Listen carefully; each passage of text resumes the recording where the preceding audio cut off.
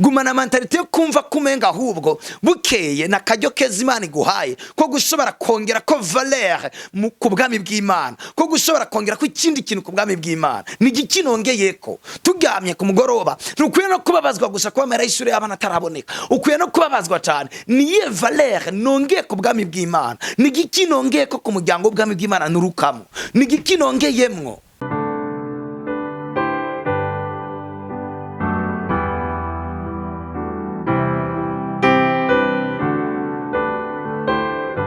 Imana ishimwe cyane, turashimira Imana ku bwanyu gusubira kugaruka CANAAN TV. Abakunzi bacu turabashimira Imana cyane kubana namwe. Reka dusubire dusenge dushimira Imana. Data mu izina rya Yesu Kristo turagushimiye, turaguhezagiye cyane kwa duhaye kandi kajyo kadasanzwe ko kubana n'abera uyu munsi kugira ngo bumve iby'ubwami. Turagushimiye cyane ko biteguye kwakira no kubakwa kugira ngo ubuzima bwabo buhinduke mu izina rya Yesu Kristo, bashobore gukora ibikorwa byose byiza wabateguriye hano ku isi. Amen. Ni CANAAN TV, turashimiye uburongozi bwayo, turashimiye kano kajyo baduhaye ko gushobora kubaganiriza icigwa twari turiko buheze. Ni icigwa twise Umugabuzi, uwo benshi bita ngo ni umuministre, abandi mu Cyongereza bakamwita ngo ni umuminister. Umugabuzi nico cigwa twako turiga, twako turerekana ko umugabuzi kuva wize Yesu Kristo wacicika umugabuzi. Gikorwa cyo kuba hari bikorwa ukora c'Imana ntikijanye no kuba pasteur, ntikijanye no kuba evangeliste no kuba prophète, ariko kuva wize Yesu Kristo uwo munsi nyene wari wizigiwe n'Imana, wari uhawe igikorwa cyo gushobora kuza gukora ibikorwa bidasanzwe mu bwami bw'Imana. Bibiliya mbere wanashaka nkuko nabivuze rafa passé itwita ngo nous sommes des ambassadeurs, turi intumwa mu gishingo ca Kristo. Nimba turi intumwa birumvikana ko ari ibintu Imana yadutumye. Burya umuntu batumye ubuzima bwe butangwa kuba bwiza igihe ashoboye kumenya ivyo bamutumye. Ubuzima bwe ntibutangora kuba bwiza igihe atanguye kurondera ivyo bomuhemba n'ivyo bomuha. Niho hantu bicurikiye uno munsi ubuzima bwacu bugaca bubiha kubw'iyo mpamvu yo gushobora gutangura kubakira hatariho. Rero murumva ko akantu two turakosora, gumana conscience, gumana mindset, gumana ivyiyumviro aho uri hose. Bene data, burya igikorwa ikintu gikomeye cyane cyo gufasha gutangura gukora ibintu binini nuno mutima wo kuvuga ngo ndafise ibyo naje kugabura, ndafise ibyo nazaniye isi, ndafise igikorwa gikomeye cyane, ndafise umugambo ukomeye cyane Imana yampaye. Hari ibintu Imana yantumye, hari ibintu Imana yandungikanya no ku isi. Alleluya. Utegereza kugumana uwo mutima imbere yo gutangura gukora ibintu binini. Gumana umutima ati burya ndafise ibintu kuva nje muri Kristo Yesu Imana yaranyizigiye. Nico gituma nko nabibabwiye birivuga ngo turi umuco. Ubuzima bwawe buza gutangura kuryoha ryari mon frère, ntuvyendeko ntubiduteko. Ubuza gutangura kuryoha ari utanguye kumurika. Ubuzima nibuza gutangura kuryoha kubera muhira mutekanye. Ubuzima nibuza gutangura kuryoha kubera abana bawe baruse minervaga n'amahera y'ikaye. Ni vyiza kandi cyane. Mugabo ubuzima bwawe buza gutangura kuryoha igihe utanguye kumenya ati jewe iyo bijaho sa me distributor, am an agent of God. Ndumu agent. Umuntu akora muri limitel burya ubuzima bwe butangura kuba bwiza cyane igihe atanguye kumenya ati ndumu agent, ndumu distributeur agréé, ndumu agent wa limitel. Igihe ariko aradandaza niko nawe yavansa, niko nawe aronka. Kubera iki? Hari ibintu ariko aratanga. Mugabo nk'ubu afise amayinta adandaza n'amarimikasha adandaza agacaguma mu nzu, agacaguma arondera ko limitel cyari mikashi imuhemba, ntibiza gukunda. Nico kibaza abana b'Imana benshi dufise muri kino gihe turimo. Mon frère, ubwiza bwacu buri mu kugabura ivy'Imana yadutumye. Imana shimwe cyane. Akantu kambere twahereye ko twaravuze ngo umuminister n'umuntu ari au service des autres. Alléluia. Mes chers amis, Bibiliya tubwira ngo Yesu Kristo yari yambise ubusa, yari yambuye impuzu zose, yari yambuye icubahiro, yari yambuye ubwiza, yari afise arava muri zone de confort, araza kwisi guserva abantu, araza kwisi gukorera abantu, araza kwisi kuba ubuzima bwabo, araza kwisi kubacikira inzira, araza kuducikira ubuzima, aza kuducikira ukuri, aza kuducikira ubuzima. Uyu munsi hano kwisi Imana ni centre y'ibintu vyose. Imana niyo twese twiyumvira kuko umunsi umwe yaragira twereka irademontra igihe cyose umuntu ashaka kuba mukuru akorera abandi. Kuko turabivuga hano muri Matthieu chapitre 20 verset ya mbere ya 11. Reka dusome ku 10 verset 20 verset 27 27 Matayo. Kandi ugomba kuba uw'imbere azobe umushumba wanyu, nk'uko umwana w'umuntu atazanywe no gukorerwa atari gukorera abandi no gutanga ubugingo bwiwe kw'incungu ya benshi. Imana kimwe cyane bene data, ngiyi principe ikomeye cyane ituma umuntu ashigwa hejuru, ituma ubuzima bw'umuntu buryoha hano ku isi. Mon frère, kimwe mu bintu bikomeye cyane ko ndavuga rafa pass, urondera abantu hindura ubuzima bwabo. Hari ikintu kikuriko, urashobora kumbwira ati mukozi Imana sindakimenya, ni kubera premier mutari bwamenye ko ari ikintu Imana yagutumye. Ndabikumenyesheje bene data, ivya vya standard y'ubuzima, ngene ubuzima bwubatse, ivyo twaje gukora birarengeza inyubako z'ubuzima gusa, ivy'akazi, byo kurongora, byo kuja mu bigo bitandukanye, ibi bose nyene baraba bakamvya bakita ubuzima. Bene data, ivy'Imana yadutumye birarengeye kuba ama poste politique, ama poste y'amashira hamwe. Hari ibintu bikomeye cyane, hari ico no kwita igikorwa gikomeye cyane kituriko twaje gukora hano ku isi. Ubuzima bwawe buza gutangura kuryoha ryari, ubuzima bwawe butangura kuryoha ushoboye kumenya uwo mugambi wa kabura rugero Imana yagutumye gukora hano ku isi. Uri umugabuzi, gumana iyo mentalite ko navuze rafa pass, gumana ivyo vyumviro. Nje ndasubira nogabura nubwo ntarabimenya, reka ndondere nimba ari umuntu w'Imana, ndamuronderera mubwira ati mon frère ma sœur, nyigisha kumenya mbeje naje kugabura cyano mu isi, naje kuhakora iki.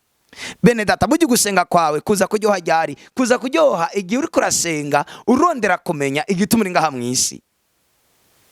Ni kuza kuryoha ugusenga si gusaba, ugusenga nugukomenya n'Imana, nugusabana n'Imana kugira ngo Imana ishobore kumbwira réellement what did I come to do, naje gukora iki, ndinde premièrement hama naje gukora iki. Imana kimwe cyane. Akatwongere ku bindi vyumviro. Alléluia. Dusome Matayo 20:25. Matayo 20:25.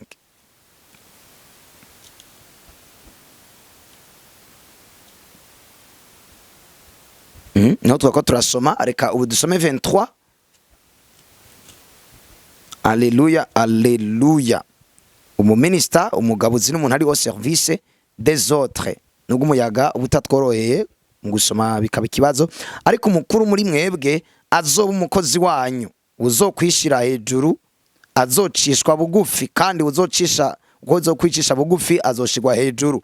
Imana kimwe cyane tuba twirukanka n'umwanya mu buryo budasanzwe. 23:3 nuko ivyo mbabwira byose mubikore muvyitondere.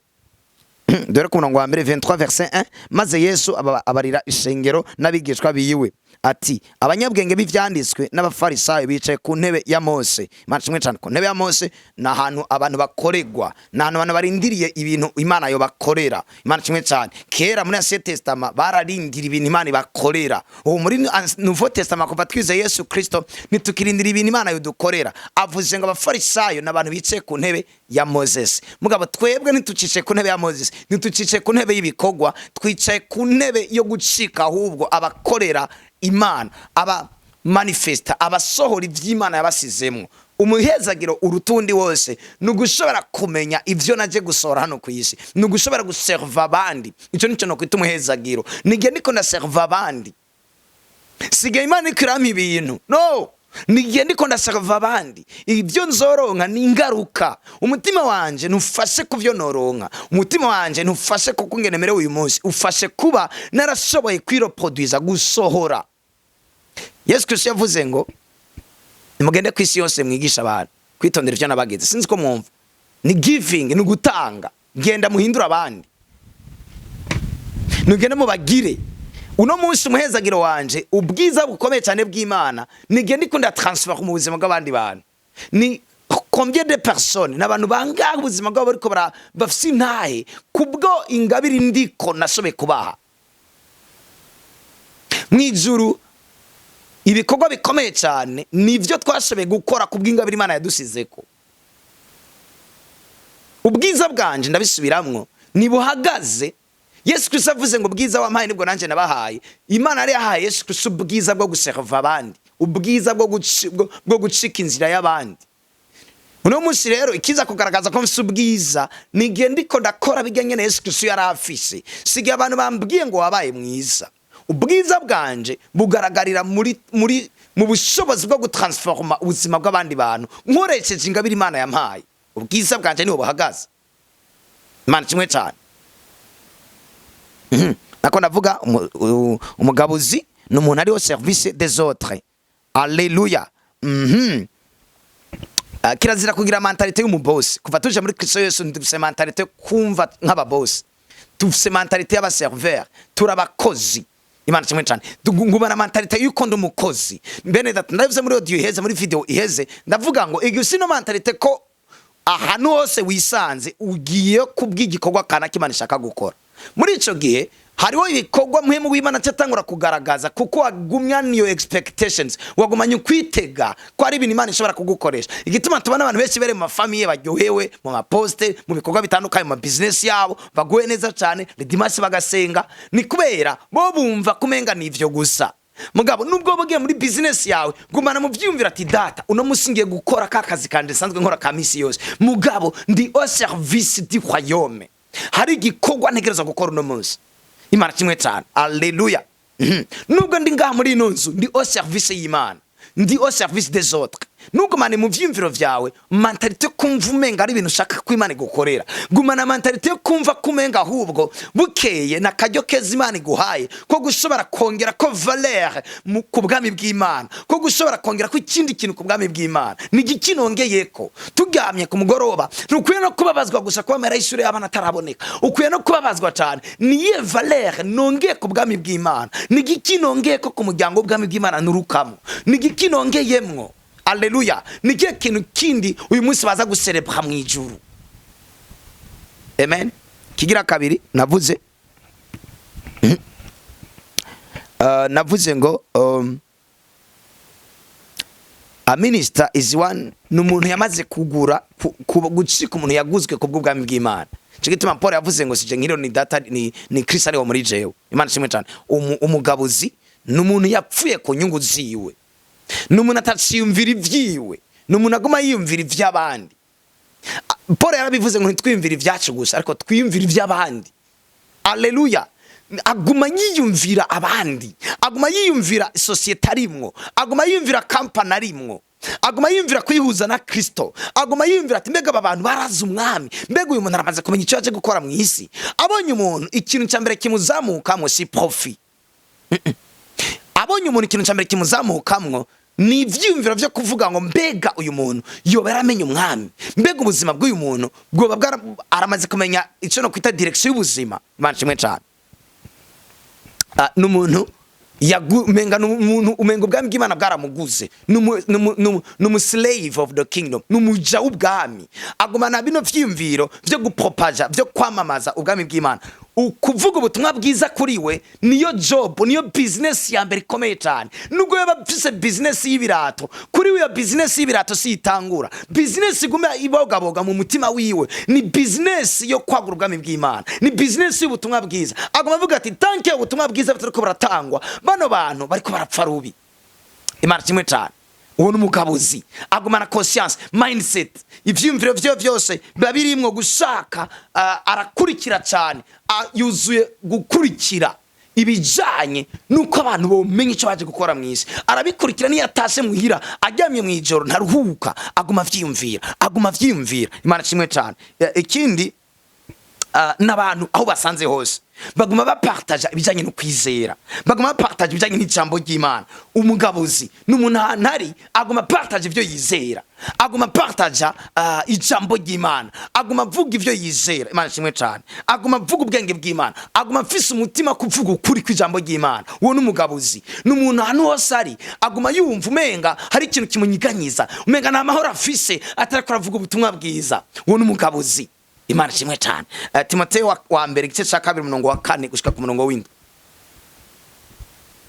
Timotheo wa mbere igice cya 2 ku murongo igice cya 2:4 havuga ngo igomba ko abantu bose bakizwa bagashika ku kumenya ivy'ukuri. Muravyumva? Umugabuzi hano hose ari aguma gurugumbwa ko abantu bose bamenye ukuri, ko abantu bokizwa bagashika ku kumenya ivy'ukuri. Kubera iki? Nivy'Imana ishaka. Umugabuzi aguma umenga ari perturbe igihe cyose. Bene data nka kuya kumurozi, umurozi ntashobora kuryama ngo agira amahoro igihe azi ko ubwami bw'umwijima turukamwe avamwo ataco bwigeze buronka. Umuntu wese ari mu bintu by'umwijima ntagira amahoro igihe biga bintu by'umwijima ari atabandi bantu bavyinjiyemwo. Imana kimwe cyane. Bararaba abantu bari mashira hamwe ya business network, bagenda baravuga hano hose canka abantu bari muri marketing batembera amakartier, bene data aza kugira amahoro ari uko hari umuntu yinjiye muri iryo shirahamwe. Mbere banamubwira ati amahera yawe azogenda araduga kubera abantu binjiye. Nanje rero nk'umuaja umugabuzi w'ivy'ubwami bw'Imana nguma ntasa amahoro. Ninde yinjiye mu bwami? Ninde uyu munsi yamenye umwami? Ninde yamenye ivy'ukuri? Kubera biri tubwiye ngo ngiki iki Imana ishaka. Imana ishaka abantu bose bamenye ukuri. Ishaka abantu bakizwa bagashika ku kumenya ivy'ukuri. Aha, Imana irinze ivuga ngo nivyishaka. Nanje nk'umuaja di royaume, nk'umudistributeur di royaume, ahantu hose ndi nguma nitwararitse ko hari abantu bamenye umwami kugira ngo bashishikare kumenya ivy'ukuri. Koze Imana Kristo mwari kumwe. Katugarukire hano tuzoshobora kubandanya ubutaha ngo barare kwa kandi kantu nkamwe tutashize ariko n'amahoro cyane. Imana ibahezagire cyane. Tuzosubira data mu izina rya Yesu Kristo. Turagushimiye ko abantu bumvise ukuri kandi bahindutse mu izina rya Yesu Kristo no dusenze twizeye. Amen.